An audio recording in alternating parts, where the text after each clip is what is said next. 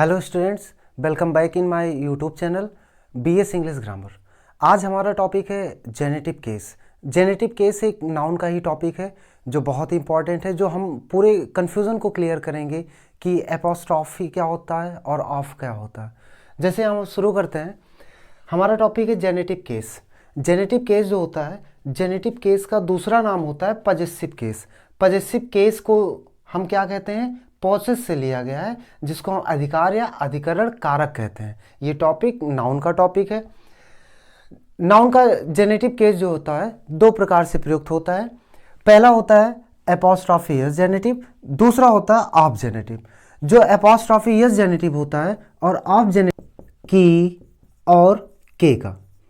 लेकिन एपोस्ट्रॉफियस जेनेटिव का प्रयोग हम लोग लिविंग के लिए लगाते हैं। लिविंग का मतलब सजीवों के लिए, जबकि ऑफ जेनेटिव का प्रयोग हम लोग नॉन लिविंग के साथ करते हैं। नॉन लिविंग का मतलब निर्जीव के साथ करते हैं, और ये मोस्टली ऐसा होता है। लिविंग के साथ साथ ये पर्सनिफाइड ऑब्जेक्ट को भी बताता है। पर्सनिफाइड ऑब्जेक्ट को भी बताता है, जिसको अभी हम आगे अच्छे से समझेंगे। पर्सनिफाइड ऑब्जेक्ट, फिर उसके बाद जब भी अपना अर्थ देता है, एपोस्ट्रॉफियस अपने अर्थ को सीधे क्रम में देता है, सीधे क्रम में, जबकि ऑफ जेनेटिव उल्टे क्रम में अर्थ को व्यक्त करता है। इसका अर्थ उल्टे क्रम में होता है। जैसे हम लोग एग्जाम्पल देखते हैं, तो एग्जाम्पल में लिखा है this is Ram's house. Ram's house. Second लिखा है the legs of chair head broken. तो हम लोग देखते हैं यहां पे, तो यहां पे पहले में एपोस्ट्रॉफियस जेनेटिव का प्रयोग है, दूसरे में ऑफ जेनेटिव का प्रयोग है। तो इसमें हमने समझा अभी तक कि इसका लिविंग थिंग में, तो राम क्या है? लिविंग थिंग है, और इसका संबंध हाउस से बता रहा है, और इसमें हाउस और राम के बीच में एक अधिकार स्थापित हो रहा है, संबंध स्थापित हो रहा है। तो यहाँ पे एपोस्ट्रॉफियस जेनेटिव का प्रयोग होगा, क्योंकि राम क्या है? सजीव है। लेकिन यहाँ पे क्या है? Legs of chair. तो यहाँ पे चेयर की बात कर रहा है और चेयर के लेग्स की बात कर रहा है, तो ये क्या है? नॉन लिविंग थिंग है। लेकिन उसके साथ एक बात और ध्यान देना है कि जैसे सीधे क्रम और उल्टे क्रम का, जैसे यहाँ पे लिखा है, तो यहाँ पे होगा राम का घर। ये क्रम सीधा हुआ। आगे हम लोग देखते हैं फॉर्म्स ऑफ एपोस्ट्रॉफियस जेनेटिव। तो जैसे हमने देखा कि इसका फॉर्म कैसा होता है, तो हम लोग इसके दो रूप में प्रयोग करते हैं। पहला होता है सिंगुलर फॉर्म।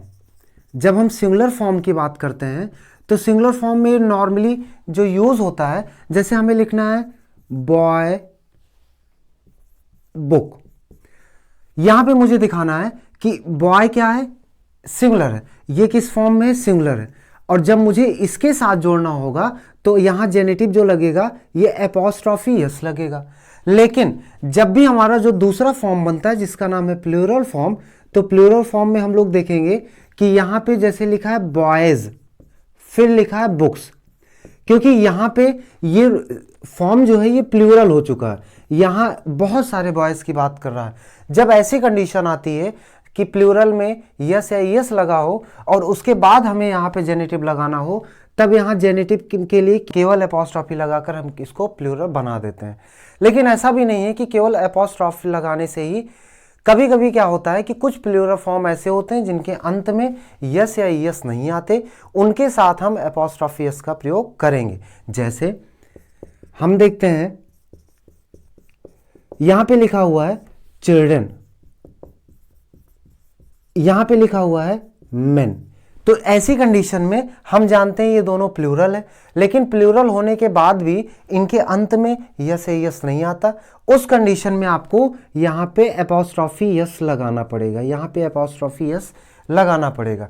तो हम ये कह सकते हैं कि प्लूरल में भी एपोस्ट्रॉफी यस लगता है, लेकिन यदि अगर अंत में यस है तो उस कंडीशन में केवल एपोस्ट्रॉफी लगाएंगे, यस का प्रयोग नहीं करते। आगे है हमारा, हमने पढ़ा था कि एपोस्ट्रॉफियस जेनेटिव का प्रयोग साधारणतः हम लिविंग थिंग के साथ करते हैं, लेकिन कुछ ऐसी कंडीशन है, अर्थात कुछ ऐसे एक्सेप्शन है, अपवाद हैं, जिनके साथ हम एपोस्ट्रॉफियस जेनेटिव का प्रयोग निर्जीव में, नॉन लिविंग थिंग में भी करते हैं। जैसे आइए हम देखते हैं, जैसे पहला हमारा एक्सेप्शन है कि animals of high order having intelligence, ऐसे जानवर जो हाई ऑर्डर में लिए जाते हैं, ऐसा जिनमें बुद्धिमत्ता होती है, इंटेलिजेंस पाया जाता है, उनके साथ हम एपोस्ट्रॉफी यस जेनेटिव का प्रयोग करते हैं। जैसे लिखा है अ कैट्स टेल, तो कैट क्या होता है, ये इंटेलिजेंस में आता है, इसलिए हमने क्या कहा, बिल्ली की पूंछ।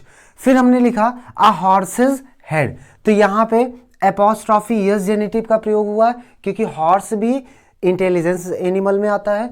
और इसी में डॉग्स बार्क, कुत्ते का जो भौंकना है, ये संबंध को स्थापित कर रहा है, लेकिन यहाँ पे ये इंटेलिजेंस में आता है, इसलिए इसके साथ एपोस्ट्रॉफी यस जेनेटिव का प्रयोग हुआ है।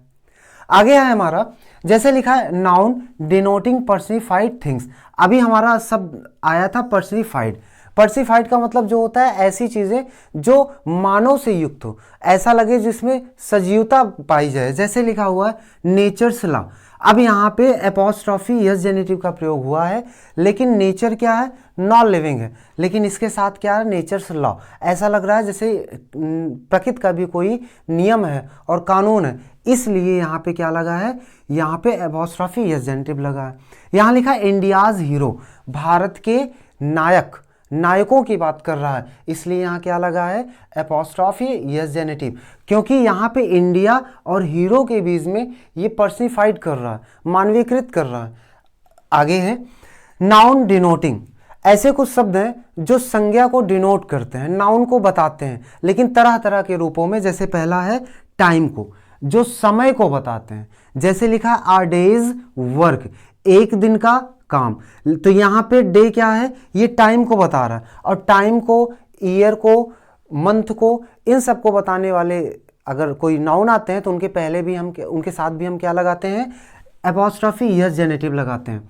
जैसे यहाँ लिखा आ डेज वर्क, दूसरा लिखा आ मंथ्स लीव, यहाँ पे लिखा आ ईयर्स टाइम, एक साल का समय, लेकिन ये ईयर है क्योंकि ये टाइम है, इसलिए इसके साथ क्या लगा है, एपोस्ट्रॉफी यस जेनेटिव का प्रयोग हुआ है। अगला है हमारा स्पेस, स्पेस हमारे स्थान को बताता है। जैसे यहाँ लिखा है आ हैंड्स ब्रेथ, जो हमारी चौड़ाई है वो एक हाथ भर की है, हैंड मतलब हाथ, एक हाथ की चौड़ाई। जैसे हम कभी कभी मानक बता देते हैं कि आप एक हाथ की चौड़ाई की बात कर रहे हैं, तो वहां पे होगा आ हैंड्स ब्रेथ। आ नीडल्स पॉइंट, कहीं पे गैप की बात करता है कि वहां सुई भर की भी जगह नहीं है, एक पतला सा भी सुराख नहीं है, तो वहां पे क्या कह सकता है, आ नीडल्स गैप, आ नीडल्स पॉइंट, तो इसका मतलब क्या है, सुई भर की, मतलब बारीक सा पॉइंट है। आगे है वेट, वेट आप जानते हैं ये भार को बताता है। जैसे लिखा हुआ है आ टन्स वेट, एक टन का वजन, तो यहाँ पे टन क्या है, वेट की बात कर रहा है, इस वजह से यहाँ पे क्या लगा है, एपोस्ट्रॉफी यस जेनेटिव लगा हुआ है। यहाँ लिखा आ पाउंड्स वेट, वजन कितना है, एक पाउंड का है, तो ये भी क्या है, वेट को बता रहा है, इसलिए इसके साथ क्या लगा है, एपोस्ट्रॉफी यस जेनेटिव। आगे है हमारा अगला पॉइंट है हमारा noun signifying certain dignified objects, ऐसी संज्ञा जो निश्चित रूप से किसी विशेषता को बताए, डिग्निफाइड ऑब्जेक्ट अपनी एक विशेष रूप को व्यक्त करे, उसके साथ भी हम क्या करते हैं, एपोस्ट्रॉफी यस जेनेटिव का प्रयोग करते हैं। जैसे आप देखिए यहाँ एग्जांपल है हमारा द सन्स रेज, सूर्य की किरणें, क्योंकि जो सन होता है ये नाउन है और ये डिग्निफाई कर रहा है अपने ऑब्जेक्ट को, क्योंकि सूर्य से क्या निकलता है, रेज निकलती है, और ये स्पेसिफाई इसकी एग्जाम्पल है। तो यहाँ पे हुआ द सन्स रेज, इस वजह से यहाँ पे क्या लगा, एपोस्ट्रॉफी यस जेनेटिव।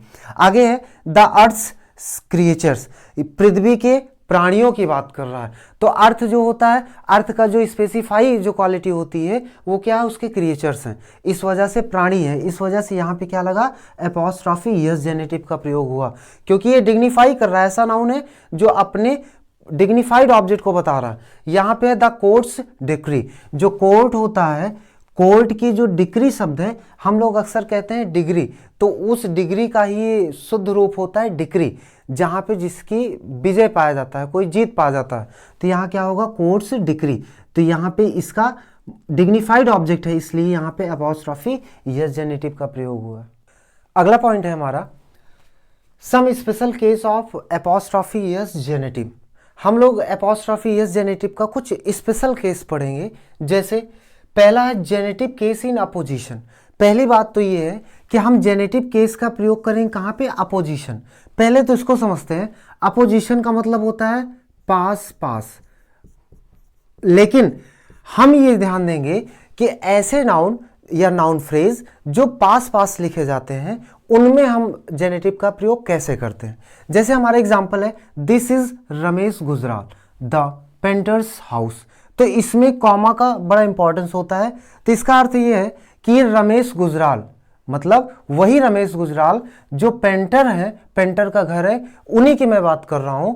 जैसे अगला है, this is Madan the doctors clinic. ये मदन अर्थात वही डॉक्टर की क्लिनिक है। तो यहां पे ध्यान ये देना है कि ये एपोस्ट्रोफियस यहां पे इसलिए लगा है क्योंकि ये अपोजिशन का भाव दे रहा है, यहां पे अपोजिशन का भाव दे रहा है, इसलिए यहां पे क्या लगा है, एपोस्ट्रोफियस का प्रयोग हुआ है। यहां पर भी आप पेंटर के साथ देख रहे हैं, एपोस्ट्रोफियस का प्रयोग हुआ है। अगला केस है हमारा जॉइंट पोजेशंस।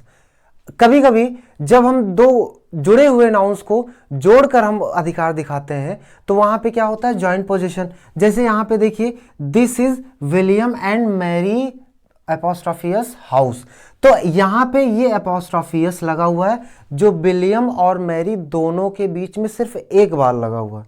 तो यहां पे क्या हो जाएगा कि हम बता रहे हैं कि ये जो घर है ये विलियम और मैरी दोनों का है। जैसे अगला है, this is Dutt and Mangal's factory. तो अर्थात ये जो फैक्ट्री है, इस फैक्ट्री पर अधिकार किसका है, दत्त और मंगल दोनों का बराबर का है। तो इसलिए यहां पे एक बार एपोस्ट्रोफियस लगा है और दोनों का बराबर का पोजीशन किस पे है, फैक्ट्री पे है। अगला हमारा है सेपरेट पोजीशंस। सेपरेट पोजीशन का मतलब होता है कि हम जब अधिकार को अलग अलग करके दिखाते हैं तो वहां पर हम लोग क्या करते हैं, दो बार जेनेटिव का प्रयोग करते हैं। जैसे यहां आप देख रहे हैं, तो एग्जांपल लिखा हुआ राजा राम्स एंड आर के नारायण्स नॉवेल्स।